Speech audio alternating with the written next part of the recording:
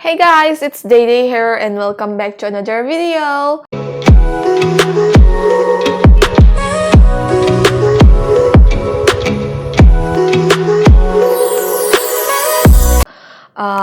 Ngasigi videos dedi aikoi all about your financial life haidi isagi finance haidi paisa nung saga related oiba past present future amadi like anak pada paisa lakadawa leibra plus advice money management advice oina kai lei sumaina reading oina tawdoine ado ngasigi reading sisu general reading oigani ko aduna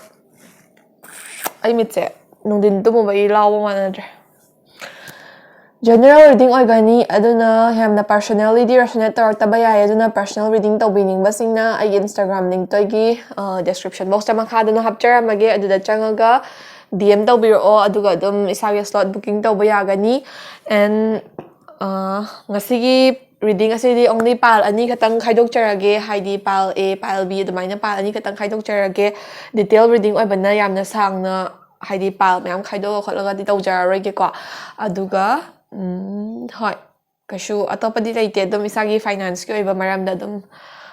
kai leike du yengminarase aduga I have some good news sina aigi kai haiba YouTube family se 3k subscriber yore ko mayamna share tawbiba digi mayamgi support ki mating dagi 3k yore aduna aina as I said before mamangda haikiba dumaina 1000 subscribers khudingi adum giveaway tawni na haidana aduna aida hozik 3k yarabanina giveaway soidana tawarni giveaway gi rules se kaishu thodok palaite adum mamangi dumaina chap manei just agi YouTube se subscribe tawshinbiro video sibu like tawbiro aduduga comment amamam haidi like isana video sida chanai de habagi comment oibasiya ebu support tawibai comment oirasiya or adum hoi comment am hekta ko drop tawbiramo aduga comment duna entry oidoine haidi like giveaway qualification dugi entry oidoine aduga ai next week haidi ngasi Sunday nindana ko mathangi Sunday natraga na hoi adumaina next week ta mathangi video na taba next week ta ko ai marak ta video thagalakini ba aduna next week ta giveaway gi result to share tawjarakke adum mayamgi mamangda kai haini mamanga tawba adumaina comment picker tawraga adum khandoine aduna mayamna adum haidi reading amamam haidi aphawa mi reading amamam gi giveaway tawdoine ba ko aduna mayamna suga soidana adum participate tawbiyo comment tawbiramo aduga isagi apamba reading amamam lobi bayani ba aphawa haidi lucky winner sing do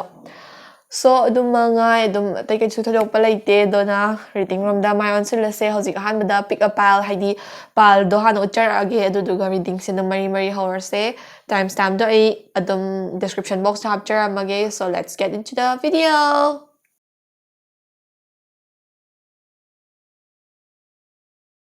So, ahamada pile A natragana sigi dum gray ideal figure or si tarot deck se choose to bibagay do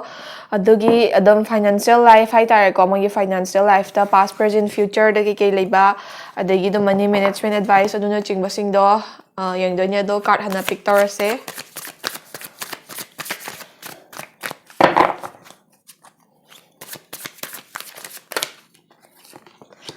okay pass 9 of Pentacles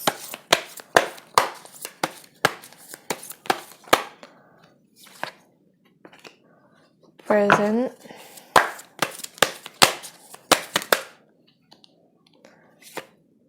future the 10 of Cups dagi anak pa da haidi dum like isagi pasanung shagi maramda luck kumba open up palay gadra or dawya da balay doira habidu yengasi 6 of Pentacles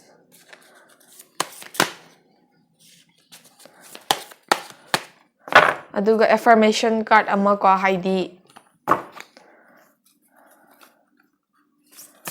money management gumba sida isana kay hena pukning changgadage habado ko affirmation card ama don't check it personally ko aduga energy card ama nga pick tawjage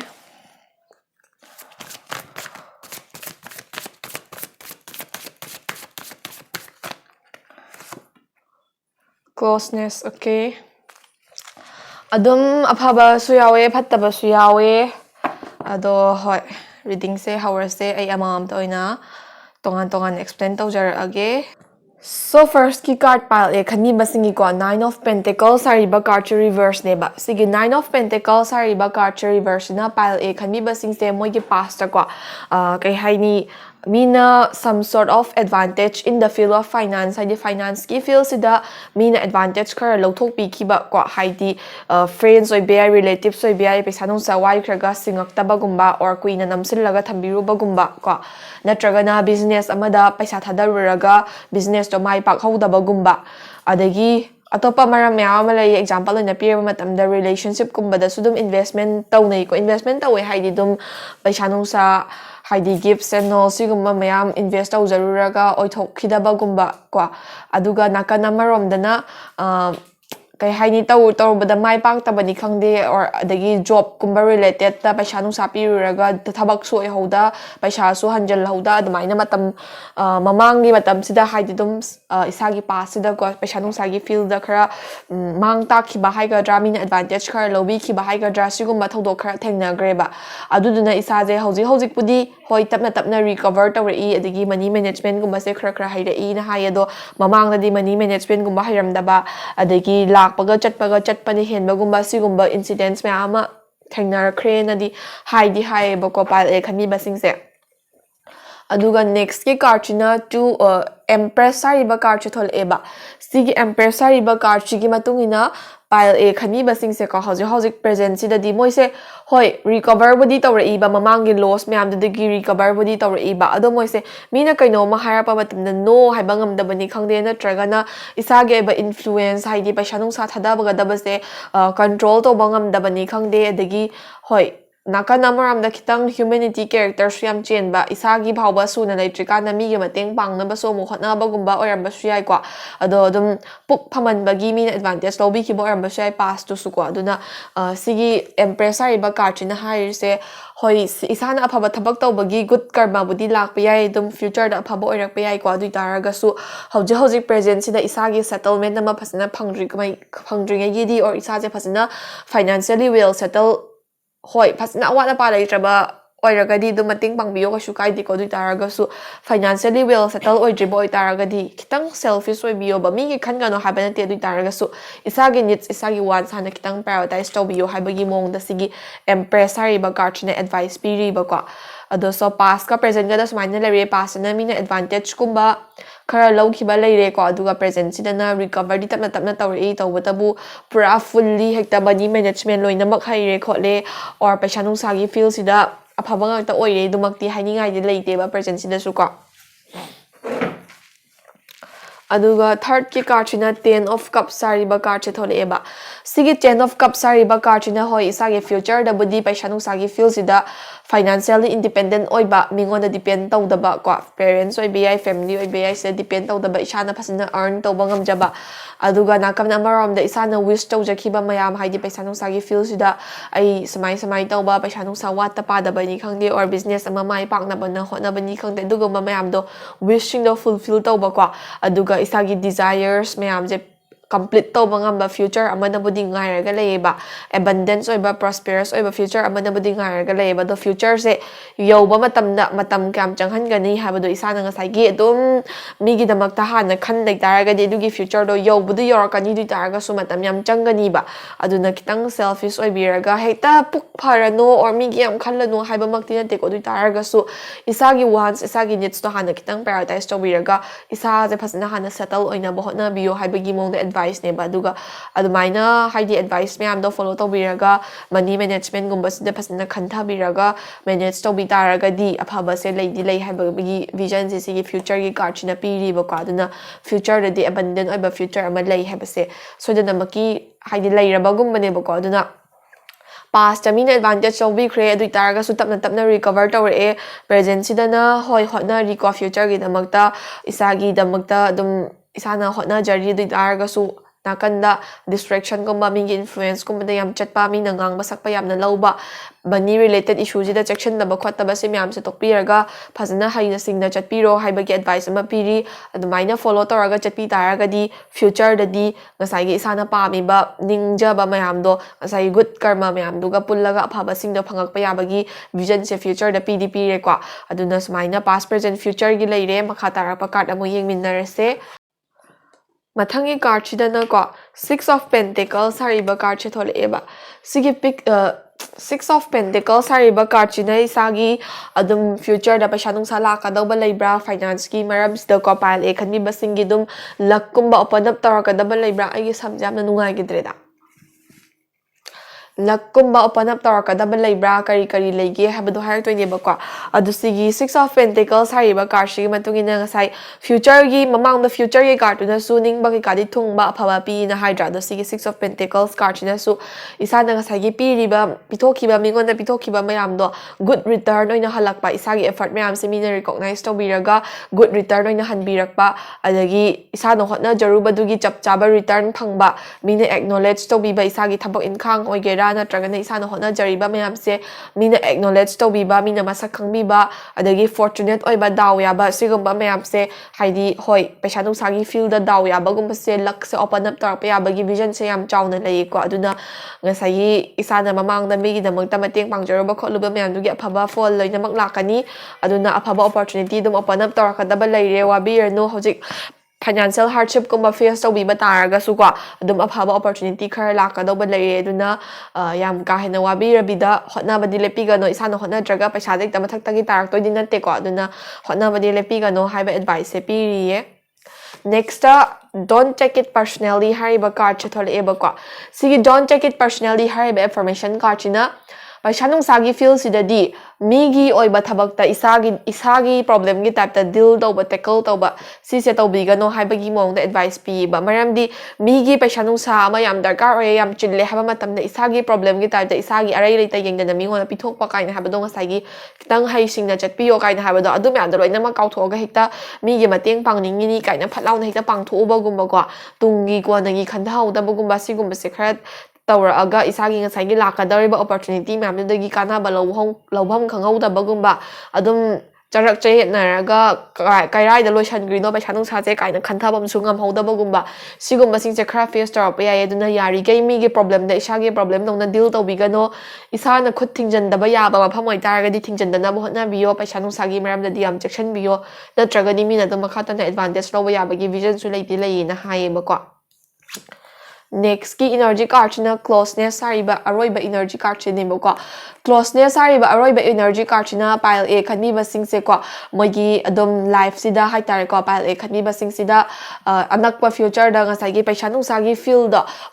field da opportunity khar laka double layer na mamangi card na haikina na ko adugi opportunity da sum nakshila e haine ba close oshila e haine ba adu sum nakshila pa matam da isana ngasai gi opportunity mayam do grab tawba ngamna magi damakta phasna prepare hard work taraga leibiyo ba haidi opportunity phanam la e haraga so isana hotna da taraga di opportunity sino grab tawba ngam horoi mahi chaba do ngam horoi ba ko aduna aphaba la iba mayam se grab tawba ngam na ba adum hotna ba lepta bida isagi su khara khanbiraga phasna hotna biyo effort thada biyo haiba advice energy advice na leiye ado ngasi go na di pile a gi all about your financial life haribasigi general reading se matang soida loijare stagi lawbe abadum general advice option biyo duga sina hekta life future arapa future dugi vision oirni haba budi laite duna matam ge ba reading adum tawjarake aduna ngasigi oina di matang soida loishinjarage thank you for watching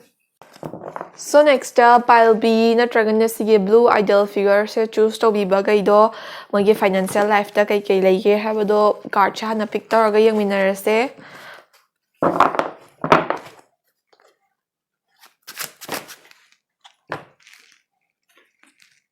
Three of Swords, reverse.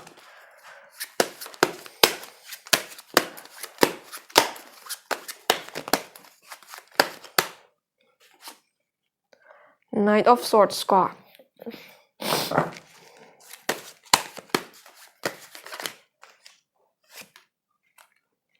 Five of Wands, okay, competition, challenges.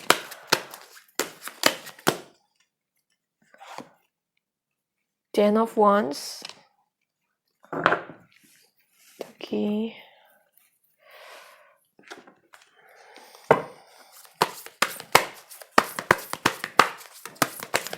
Kitang problematic oye pile B kasi ko do.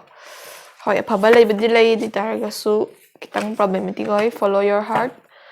Duga last ki energy card ang mga pick tawjerage.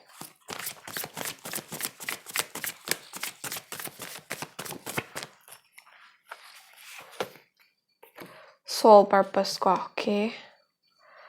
So, card je pick tauba loirabanina reading room da mai on sila se. So, pile bigi ahanba card 3 of swords hariba card reverse ne bakwa. Sige 3 of swords hariba card reverse na kai haige ha matamda pile bi khami basing je past da financial hardship kumba se kashu yam ka hana thoidokna di face torte haidi moido adum moigi financial status ki maramda imung manung gumba da adum phasna depend tor po eram bai na tragana kai haidi paisa nung sa kitang watlak pa matamda su mateng pangpina ba kwa help low fam gumba haidi mateng lobong gumba se dum leirak pa gumba haidi taseng na paisa yam le harakanda kai noma darka ore harakanda kai mafam ama tragana mafam adagi low na bagumba or ngahaktangi wai na boy taraga so means kumba se dum tholak pa kwa aduna financial hardship kumba se kai no kai na haba se yam ka hena khangak taba hoi hojik pudi khara realize tora aba yai ko haidi dum paisa nung sagi value gumba money management gumba khara hai amba yai dum amount na di money management gumba se pak na di hai taba aduga paisa je waste gumba se pangtaw taw tho azu pamu bagumba khangdaba haiga dra adagi kona like kanthar akanda aina admai lotion ri paisa mayam do lotion lamdradi ko kaina khanjaba ko amaina adugumba wakhal hojikta kai haini isa je recollect tawjar akanda isana waste tawgiba paisa gumba se pamuba adagi hojik present di kwa hoi present gi sina next ki card sina budi makha ta na har kini du taraga su present sida mamang da past lotion kiba or past mi ngonda gi for example parents kumba dagi depend tawna khotana lakhiba mayam do hojikta khanthara akanda isa da regret kumba chaja basingumba sudum la ambadi yai kwa ado mostly paisa nung sagi feel da yam ka hena awaba khangakpa makti oirakti na hayeba ko sigi past ki card sina next Knight of Swords sariba card che thole eba sige Knight of Swords sariba card chigi matungina pile bi khani basing se hojik present sida di ko ngasai gi magi past mistake mana mistake me ama ke hani thokre da ko do mistake sing du da gi realize tawjar aga hojik se paisa gi value khangak pa kaina haba do adagi money management khara hairak pa money management gumba khara haira kan sida isa gi career gumba goal gumba paisa tan baram da phasna focus torage haina khanjar eba focus toram da sida di paisa nung sa je watlak pa isa da paisa nung sa gi awat pa lerak pa dagi ngasai family ki kada depend toram ba dusu becher oishalak pagi matungina depend taw bas ikai rakba adagi family da sudum financial hardship gumba khara face to biram ba yai na tragana isana hanguba matamda harau pibirak-taba gumba adugumba su khara thengnaram ba yai ko do mostly sise hojik earn tawba hobiraba mi singi namutamna haijarake do earn tawba hobidriba haitare ko career gumba da phasna focus torage start torage kaina masaje recollect toraga lakchaba matam sida ko hojik ki oina di paisa nung sa thada birak na ba invest to binaba mi laitaba gumba or thada ni gai paisa je isa da khutta laitaba gumba sigumba hardship gumba khara dum face tori na haiba ko aduga nakan namaram da earn tawba hobiraba mi singi di ko moise paisa nung sa management to matam da kitang section bio haidi isa na khutta paisa thok taraga su ko impatient oiba gumba ngai ngam singam da bagumba rush toba careless oiba ko haidi isa da darkar oidaba pot gumba pangnai delation bagumba natraga da ngai ngam singam da badagi mafam amada jaga amada waste of thoma gumba or mingonda waihalluba gumba sumaina ko khandau da ba decision khara dagi isa ge paisa nung sagi feel jida paisa nung sa related issue jida isa na paisa thokcha taraga so financial hardship se dum namdana face to hojaba gumba ko adagi isa ge yamna darkar rekpa matam da di isa na dinga sai pang waste to ugar pang waste waste pang taw thuraga kona isa na darkar rekpa matam da di paisa se laitaba gumba kauba gumba sugumba khara thengnarak pa yai ba ko aduna paisa nung sagi feel sida earning person oi taraga su khara section biyo na hai ba sizina ba matam da impatient oi biga no reckless oi biga no paisa waste of drigana phasna khantha biyo hai ba advice pi ba ko aduga third the 5 of wands sariba card chu thole eba sina pile bi khami basingi career ya future da financial status kumba se kamaya tarapi ha matamda hoi paisa nung sa budi khara dum ngasai gi hotna jaruba do ma hei chaba gumba dum paisa nung sa je khara lakpa gumba gi vision se leidi lei ko tawbutabu paisa nung sa gi feels da mi ga mukna ba khana chaina bugumba yariga conflict kumba da tangle up tawna ba hotna biyo ba haidine paisagi mi sida di mi lupa lising mga taragi mi hat pangamnari minina tra paisa haizigi power je aduna yarigai paisa related stuff ta mi ga khatna chaina bagumba onjin naraga mariyet na bagumba sigumba da yarigai tangle up tawdana ba mi loinamak yana ba chatna ba hotna biyo ba aduga yadraga upai layatra kana di isa na hoi khatna chaina ba makti tawdabida ko isagi atopa alternate means ama yengna ba hotna biyo ba paisa nung samina pirak tabagumba oi bi or kai hani darkar aba matamda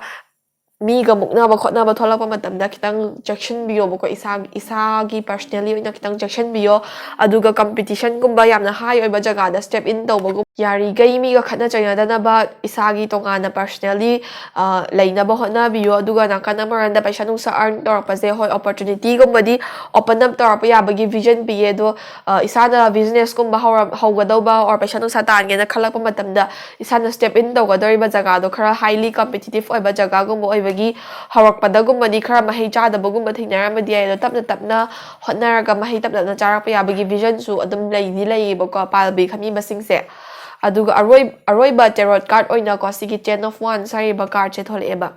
sigi 10 of wands sariba card china isana paisa nungsa khara tad ba haujar akanda family responsibility gumba isagi oiba dum paisa nungsa chatna ba feel se pangthok ta tholakpa gumba ko haidi paisa se saving do bangam daba tungjin bangam daba gumba adagi isana pa mama phamna paisa thada bangam daba gumba ko aduga imung manungi responsibility imung manungi awat apa mena na ba hotna pa gumba or kaino ma darkar pa paisa yamna achauba changada ba mafam gumba tholakpa yabagi vision se layeba duna hojitagi hauna tapna money management phasna tammaga chatpiyo na tragadi hayang smaina bulk oina paisa darkar pa matamda hardship khara face torakani bako adudo tawdana paisa tungjan ba kanbiyo saving to ba kanbiyo yari kai kanada ba jaga mafamna waste to bi kano haiba advice se piri bako aduga affirmation card oina follow your heart hariba card che tholeba follow your heart hariba card na isana paisa nungsagi feel sida kwa isana pamba jaga da step in tawning ba jaga haidi hojik business ama hoge na khami ba na tragana career path ama choose to bi bagum ba lai bidaragadi adugi path da dum junction biyo phasna hotna biyo dum mahai chaba afaba oigani kwa isana pam da ba jaga da nampu hapu da paisa tangi khallagadi changbi gano career gum moi bi business gum moi bi ka du taraga su isana pam jaba jaga lai taragadi dum isaga kanaba chanaba orakani duna follow your heart and do whatever you want habagi mong the advice piba tawbatabu follow your heart chenga sagi paisa nung sa waste term da di tawbi gano ba ko paisa nung sa waste term da di kitang section ba saving tawba se tambiyo ba aduga aroiba card china soul purpose sariba energy card chithole sigi soul purpose hariba energy card chiga follow your heart hariba energy card chiga yamanai ko duna isagi soul bo satisfy tawba isagi pukning bo pelhan bangamba isana pukning na khoida jana step in tawjaba adugumba jaga da oina career do choose to biyo ko choose to bi jibo itaragadi aduga career already choose to bi riba singina ngasagi isana hotna riba patuda pukning jangna ko isana isa pelhan jabang amna ba pukning jangna hotna biyo aduga just name sek kagi thabak to bigano aduga nakan namarom da paisa nung sagi kaino ma hardship ama face tar pa matamda ko imung manung ka sudum ta thok tashin tawbiyo aduga saving khara adum phasna hojitagi phasna tawna bo hotna biyo maram de bulk oina paisa nung sa changa kadaba mafam khara tholak kadaba di laireba do adumaina bulk oina changre haraga su recover tawna ba lambi sudum tholakani ko tawbatabu adumaina tholak pa yabagi mafam su lakti lakadawre habagi mong the future sida advice piri ba ko aduna prepared oiraga leibiro event nama tholak pa yai or anaya kama yarak pa yai dumadi tambangam dre ko du taraga su khara di leire aduna ready da leibiro haibagum bane ba ko so pile B gisu financial related reading se general reading se matang swaida loire stagi lawba yaba general advice dum lawsin biraga ai matam geba akakna ba laitabani na matam geba reading adum thagat charake ngasi go na di reading se matang swaida loisin jarage thank you for watching. So guys, video se ngasi di matang side lotion jarage aduga aina ngasai intro da hijack ki badamaina ay giveaway do sungsai na next week the result out oijarani kai sungsai na next week the result to mayam khangminna se aduna ngasi gi video asida ai channel asibo subscribe tawbiramo video asibo like tawbiramo aduga comment ama drop tawbiramo comment na entry oidoini aduga makhata na ibo support tawbibo ina video asibo share tawbiyo aduga tapna mayam su grow tawminase aduga hoi adum mathangi reading da su karama reading tawsige habado topic to dum isa sana khanbiyo aduga comment tawbiramo isana tawhaningba reading laitaragadi edum semangam na mohna jarake ado hoi ngasi go in this solution let's say bye bye.